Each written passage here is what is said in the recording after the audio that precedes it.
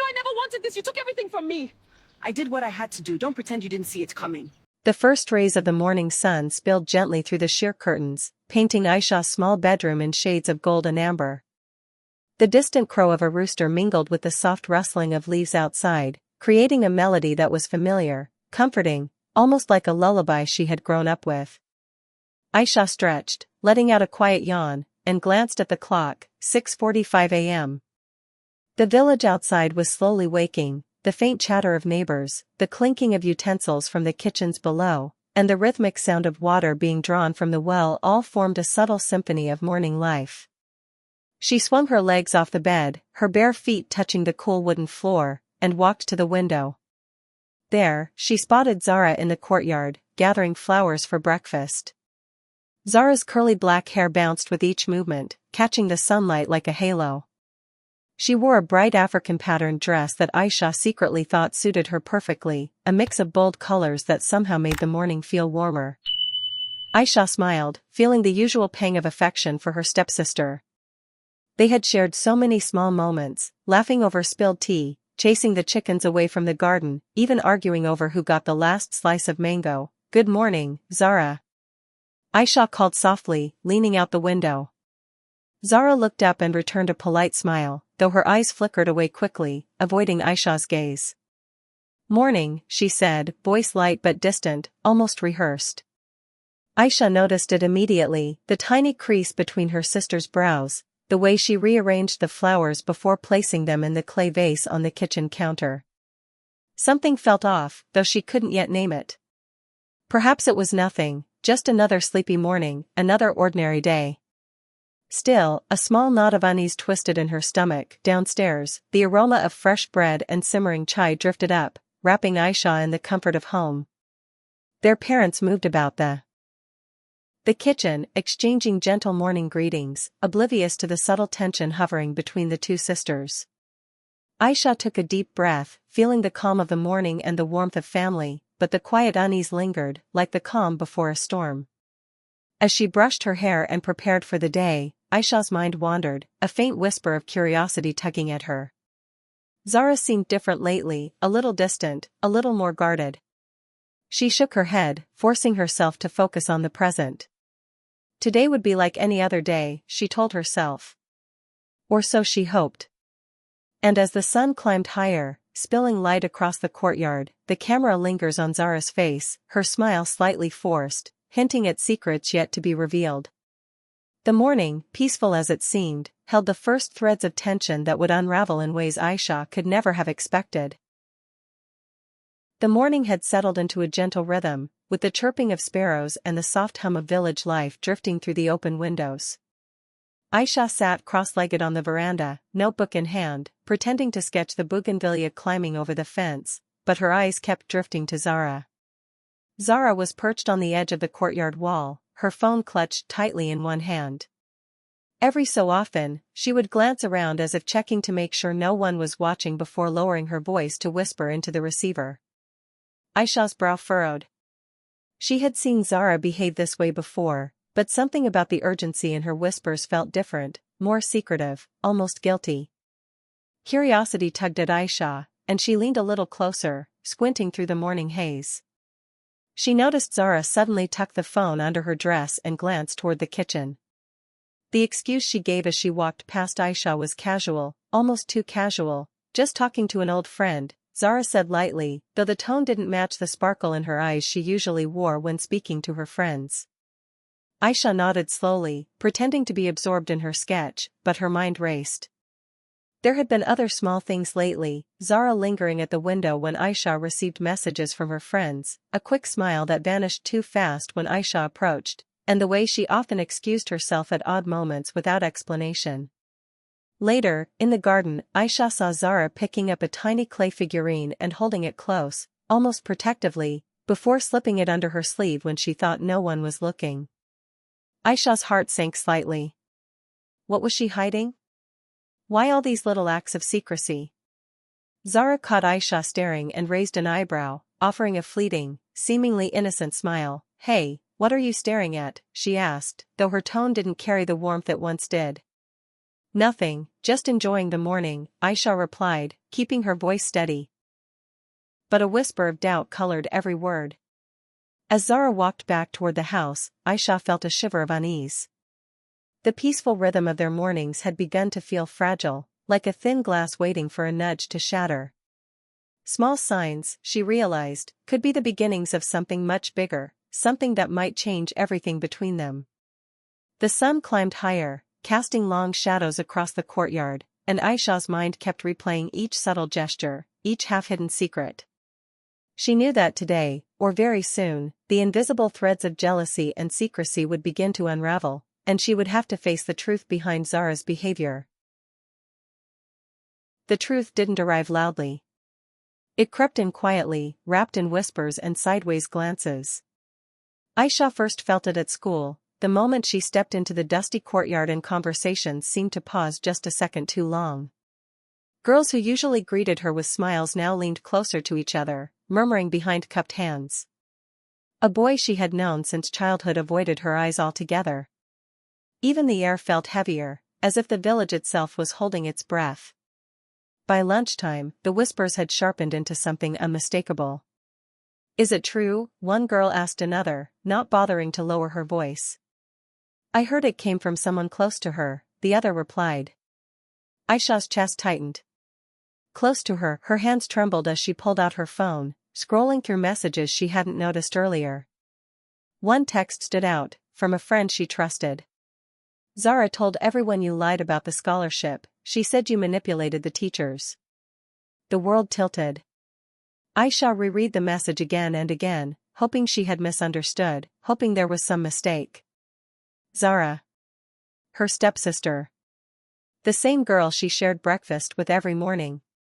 The same girl who knew her fears, her dreams, her weaknesses. "No," Ayesha whispered, her voice breaking as the noise of the schoolyard faded into a dull hum. She didn't remember the walk home.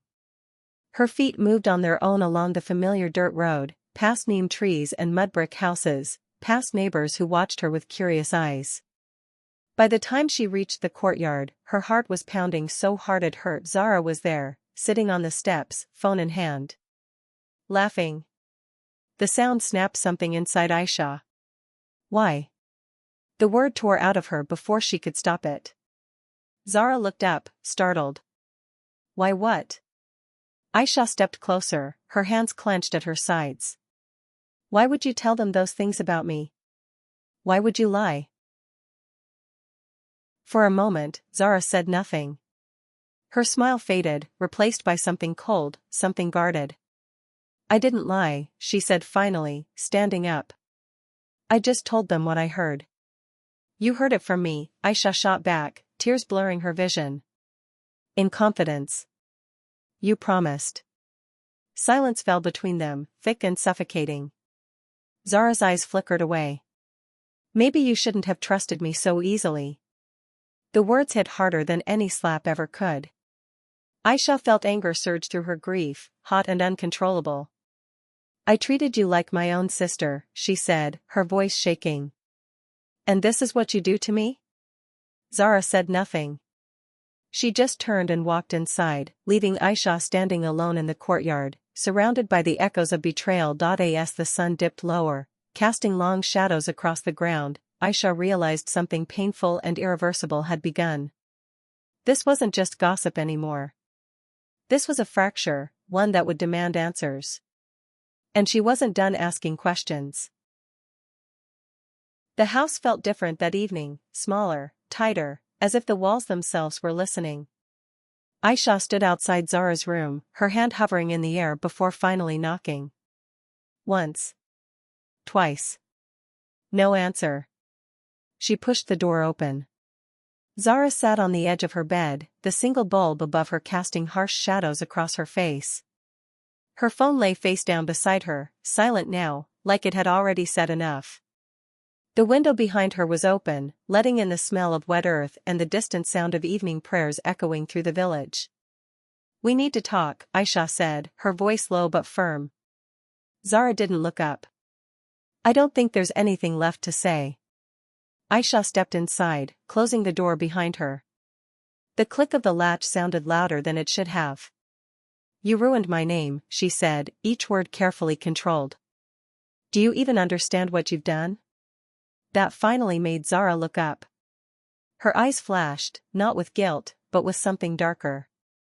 Ruined, she scoffed. You act like you're the only one who's ever suffered.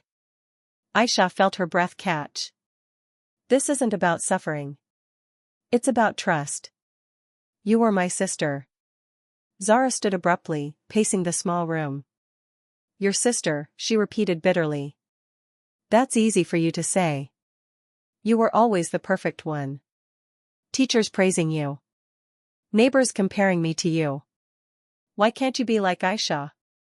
Do you know how many times I've heard that? Ayesha shook her head slowly. I never asked for that. But you benefited from it, Zara snapped, stopping in front of her. Every time someone smiled at you, every time you were chosen over me, it reminded me that I was just the other one. The words cut deep. Ayesha's anger wavered, replaced by a heavy sadness. So you destroyed me to feel better? Zara's voice cracked. I wanted them to see you weren't so perfect. Silence swallowed the room. Outside, a dog barked, and somewhere a child laughed, unaware of the storm breaking inside that house. You could have talked to me, Ayesha said softly, tears slipping free. I would have listened. Zara looked away, her jaw trembling. You wouldn't understand, she whispered. You never had to fight to belong. The realization settled painfully in Ayesha's chest. This wasn't just jealousy, it was years of resentment, unspoken and ignored. I trusted you, Ayesha said, her voice barely audible. And now I don't know how to fix this. Zara said nothing. She sank back onto the bed, her shoulders slumping, the fight draining from her body. Ayesha turned toward the door, her steps heavy. As she reached for the handle, she paused, knowing this conversation had changed everything. Not all wounds bleed, she thought. Some just stay open.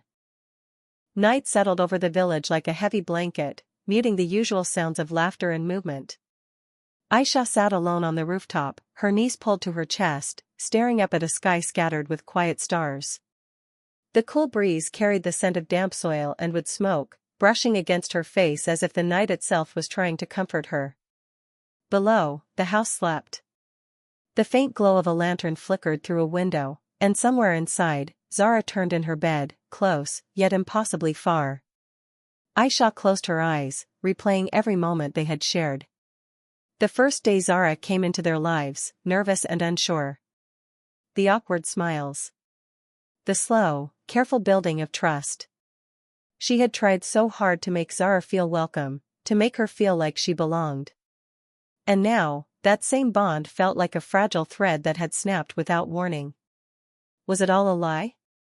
Ayesha whispered to the night. Her chest ached, the pain dull but constant, like a bruise pressed too often.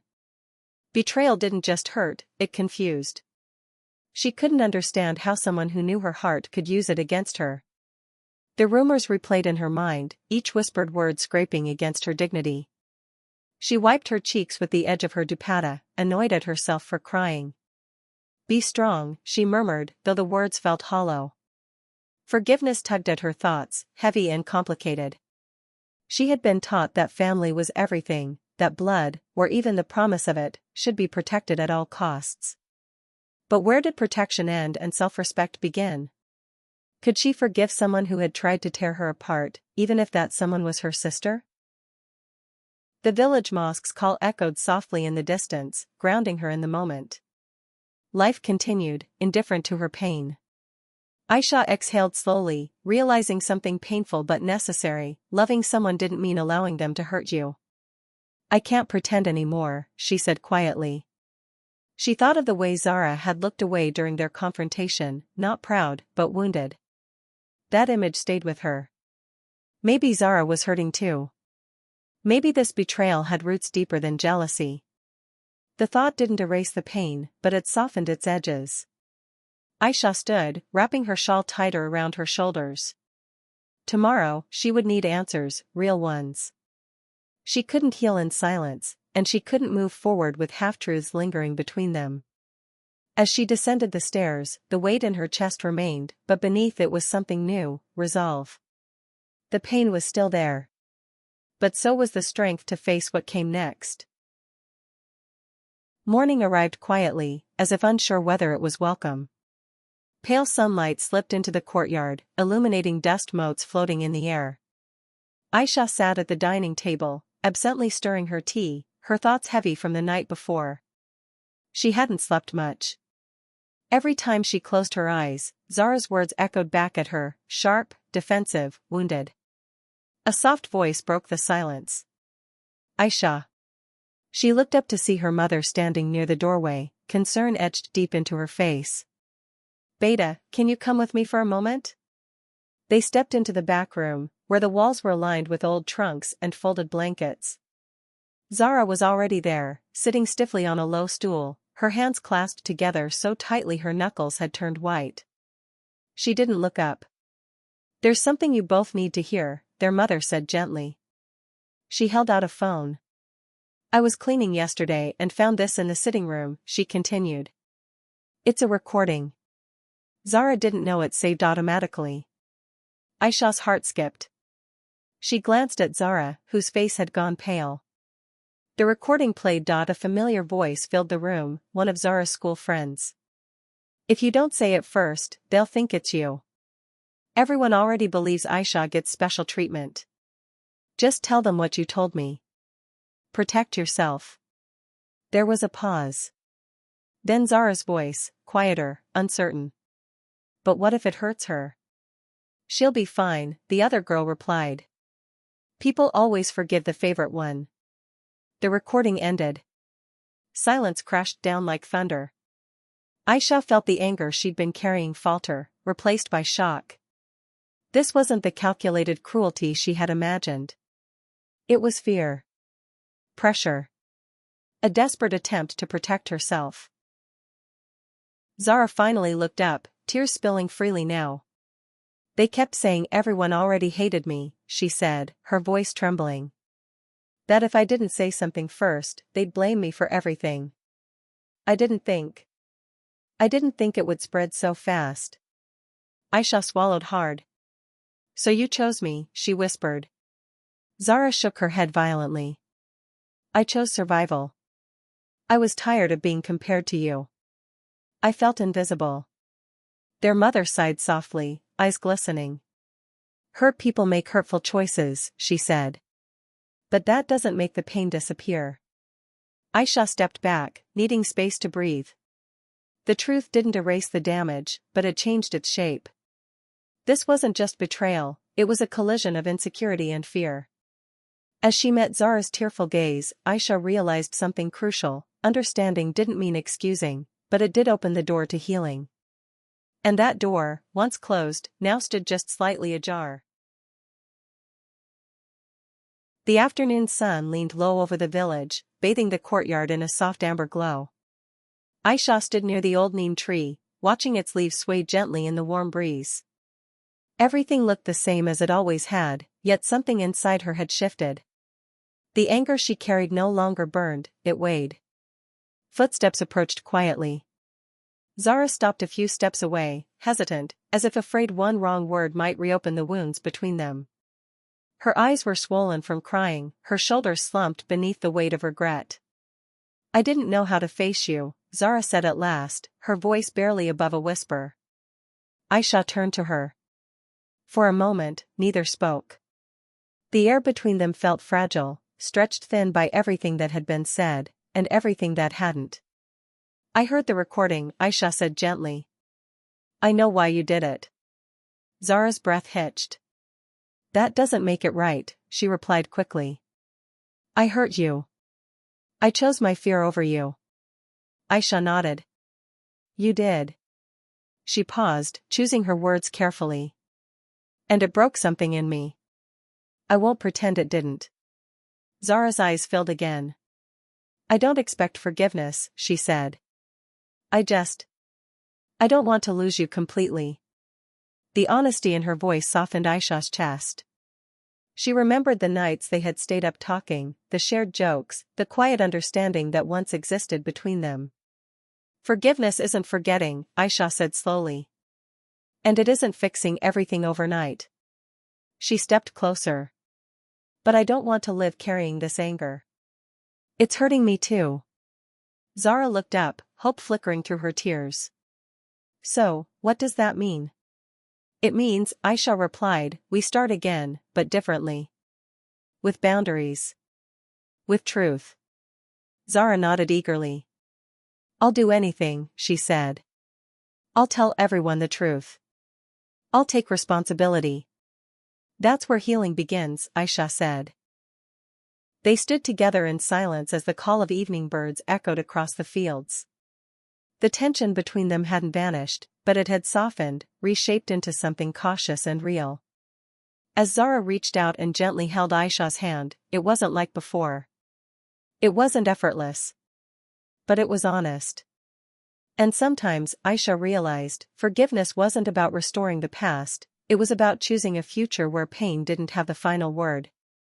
As the sun dipped below the horizon, the sisters remained there, not fully healed, but no longer walking separate paths.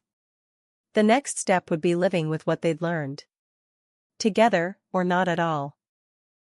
Dawn arrived slowly, brushing the village with soft shades of pink and gold. Ayesha stood at the edge of the rooftop once more, the cool morning air filling her lungs as she watched life begin again below. A woman swept the dusty street with long, steady strokes. A child chased a stray kite that had tangled itself in the branches of a banyan tree.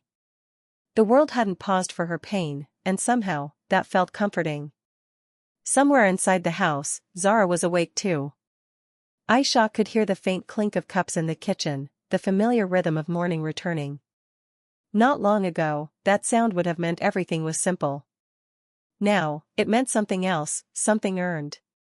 Trust, Ayesha thought quietly, isn't something you give once and forget about. She leaned against the low wall, her dupatta fluttering in the breeze, and allowed herself to reflect on everything that had unfolded. The betrayal had cut deep, but it had also peeled back layers she hadn't known existed: fear, jealousy, and the dangerous silence that grows when people stop talking honestly. She realized how easily love could turn into resentment when left unspoken, and how quickly misunderstandings could grow into wounds. Family, she had learned, was not just about sharing a home or a name. It was about choosing to listen, even when it hurt. Choosing to speak, even when it felt easier to stay quiet. Footsteps sounded behind her. Zara appeared at the doorway, holding 2 cups of chai. She hesitated, then extended one toward Ayesha. For you, she said softly. Ayesha accepted it, their fingers brushing for just a moment. It wasn't the closeness they once had, but it was a beginning. They stood side by side, watching the sun rise higher, neither forcing conversation, both understanding that healing didn't need to be loud. I'm trying, Zara said after a while. I see that, Ayesha replied. And she meant it. The warmth of the chai seeped into Ayesha's hands, grounding her. She knew the road ahead wouldn't be perfect. Trust would take time. Words would need to be chosen carefully. But there was honesty now, and that mattered. As the village fully woke, Ayesha felt something settle inside her. Not complete peace, but acceptance. She had learned that protecting her heart didn't mean closing it forever. It meant setting boundaries, speaking truth, and allowing space for growth. Some stories end with everything neatly repaired. Hers didn't. But as she looked at her stepsister standing beside her, sharing the same morning light, Ayesha understood something important. Moving forward wasn't about forgetting the past, it was about carrying its lessons with grace. And sometimes, hope doesn't arrive as certainty. Sometimes, it arrives as a quiet choice to try again.